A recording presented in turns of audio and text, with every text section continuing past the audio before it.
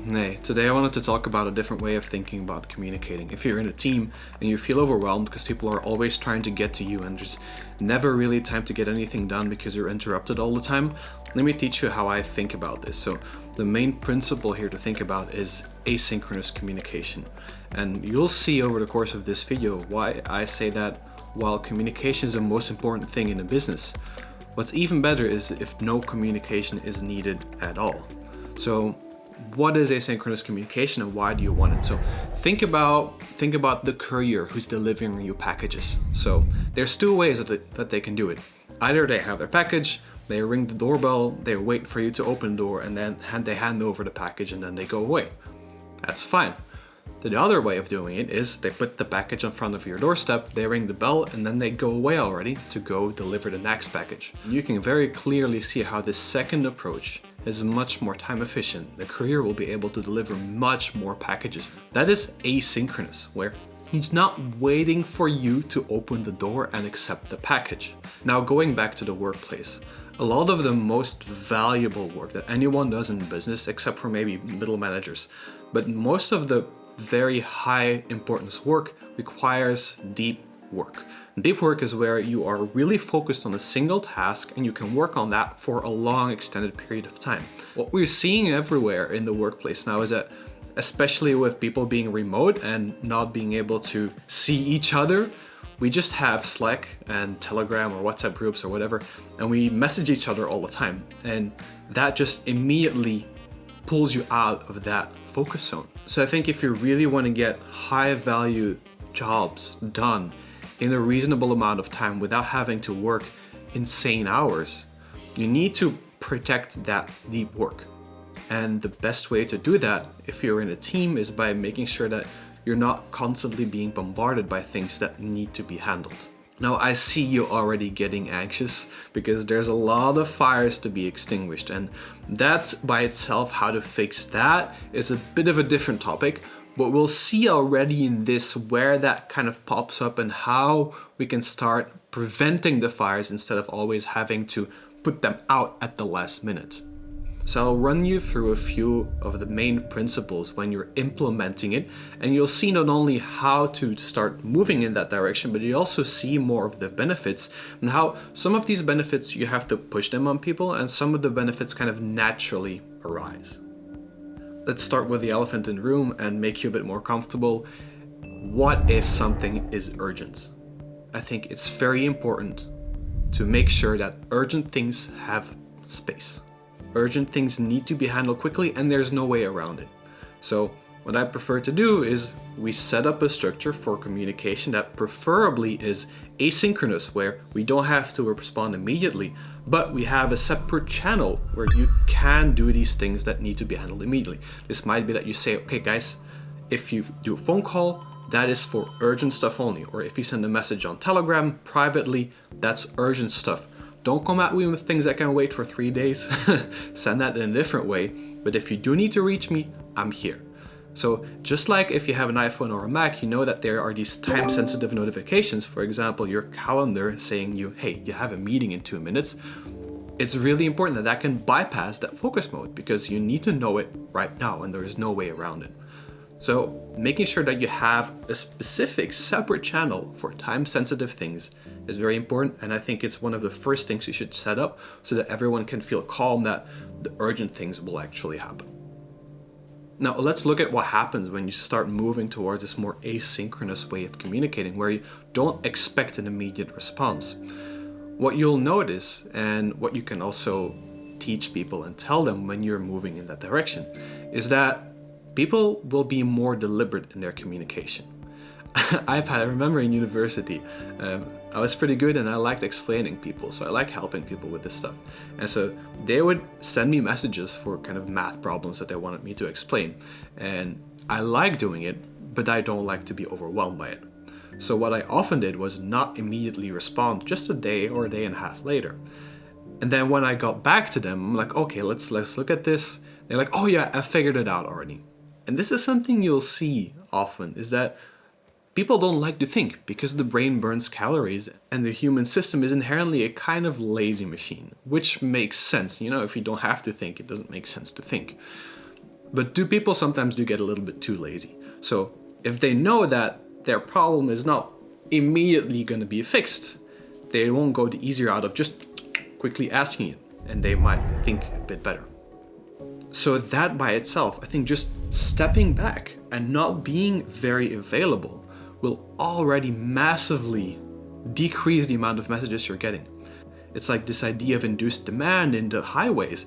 If you put an extra lane to have more capacity, more people will take the car. It goes the other way around too. You reduce the lanes, less cars will go on there. Now, you will still find situations where people just need a quick decision to be made or a quick piece of information because they're stuck in their work and they need something. Now, if you're not immediately there, then you might start blocking them by not being able to respond to that immediately.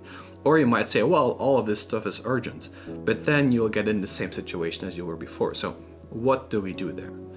How do you deal with that? I think that is where another pillar of what I call the calm company comes in, documentation, where you want everyone to be able to know everything. Not necessarily to know everything, but to be able to know anything. So everywhere I go, I advocate for making everything as open as possible, where you try to have all conversations in public, where you try to have all the data accessible to the entire team. Of course, there are exceptions like HR data and everything, legal stuff, but most of the time, there's a lot more that can be shared across the entire team than you might first think. And so documentation is the fastest way for people to find stuff. So if they know that they won't get you immediately, maybe they'll start searching for it. Especially if you teach them that they can find stuff that is useful, and if you actively work on increasing the amount of information that is available so that people don't get stuck in the first place. Now, if they get stuck, and this happens often, it's like there's problems everywhere in the business, and if you're the owner, you have to deal with that stuff. But you don't want to be overwhelmed with that all the time, especially if it's not urgent. If it is urgent, again, time sensitive, separate channel. But there are a lot of issues in every company, and the best way to deal with that is just bringing a little bit more structure to it. What if you had a little spreadsheet that you shared, or you had a Notion database where you just collect the issues in the company and everyone can add stuff to it, and then regularly, let's say weekly or 2-weekly or whatever, you go over the issues and you try to fix them, or you try to find solutions for all of them. That is a very asynchronous way of working, and it reduces your workload because you don't have to remember all this stuff, and it reduces your team's workload because they can immediately file it, write it down, and then be done with it.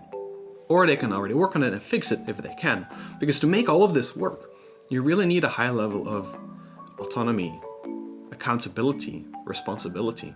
In any team, I try to give other people as much accountability and responsibility, ownership of things, because A, they're more engaged, B, they'll probably do their best more, and C, I'll have to manage them less.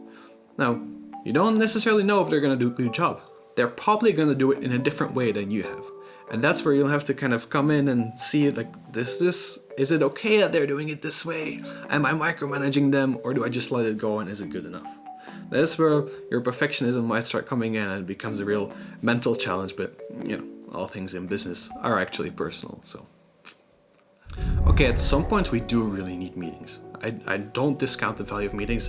I love talking to people. I love being this one-on-one, but there are really specific cases where it's exceptionally useful. One of the ways where you can transition if you have a lot of meetings is before the meeting starts, you require people to set out an agenda and to list out the topics they want to discuss. You need to do this a few days beforehand. So like in 30 minutes a meeting, we can do it that way. Or maybe you can. But if you write down the topics that you want to cover beforehand, well, the actual meeting is going to go easier. But maybe you reply to that email with a list of topics and you try to resolve all of them. And so that way there's a little conversation that starts. And maybe by the time you get to the meeting, you realize that everything is already solved and you don't need the meeting at all. So that can be a very good way of cutting down on meetings and transitioning to an asynchronous way of working. How are you liking this so far? I hope this brings you new perspectives and ideas on how to tame that chaos in your communication, how to improve it, how to be more productive when you're working with a team. If you did, please subscribe and like, because that tells me that this is useful and I'll make more stuff like this. Let's get to the last part, is how do you actually implement this stuff? Because this is, in many, many cases, the most difficult thing to do. Now, one thing I've learned about teaching people and showing them a better way is that you need to bring them through the same journey that you've been on. So if this video changed the way you thought, show them the same video, because what often happens is that people are like, oh yeah, this asynchronous communication is good because we are more productive, we spend less time, and you don't need to reach me all the time, and you can find information faster. Once you're convinced of something, you'll find rational reasons to support what you already believe. But the belief that is changed in your mind was through an emotional trigger, not a rational trigger. So if you give people the list of benefits, they won't get it. They won't change their mind. So this is why it's so important to talk about the why of this and to tell a story about how it was before and how it can be after. Show specific instances of like, this is where it all messed up and we didn't get focused, we didn't get our work done.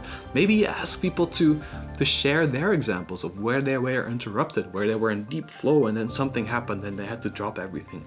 If people don't really connect and relate with it, that'll make it much easier for them to change. Now, another thing I learned is I remember when this company we were in, we didn't have any kind of shared document, so I wanted to introduce it. And the first thing I thought is, well, we're going to use Microsoft Suite because everyone's already using Microsoft Word. It'll be easy for them to just put it online instead of putting it just on their computer, because that was the biggest problem. Everyone had all kinds of data, information documents on their computers and nobody knew about it. So I did that. I talked to everyone like, hey guys, let's use this.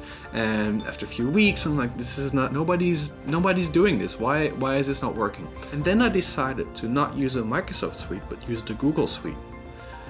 An interesting thing happened. Immediately, everyone put their stuff in the right place. Now, why is that? I think it is because Google Documents is sufficiently different from Microsoft Words to prompt a change of behavior. So before, they would still be using Microsoft Word, but they have to change a little bit of the things so that they're saving in a different folder.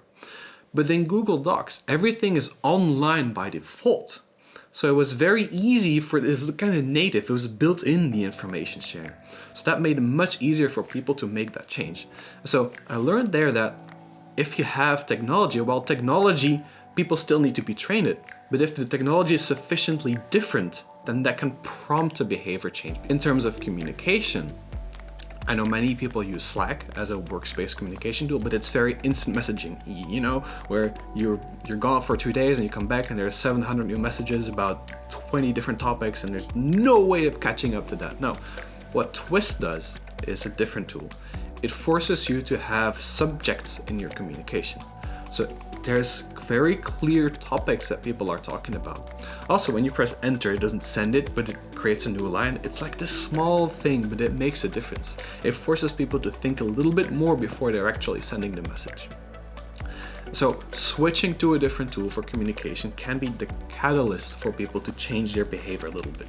But I'm not saying that that's the only thing that immediately is going to work, just sharing some ideas with you. Please share what you've been trying to do here, what you've been finding here. I would love to hear you. Let's start a conversation in the comments. And if you like this, again, subscribe so I know that I'll make more stuff, and I'll see you in another video. Bye-bye.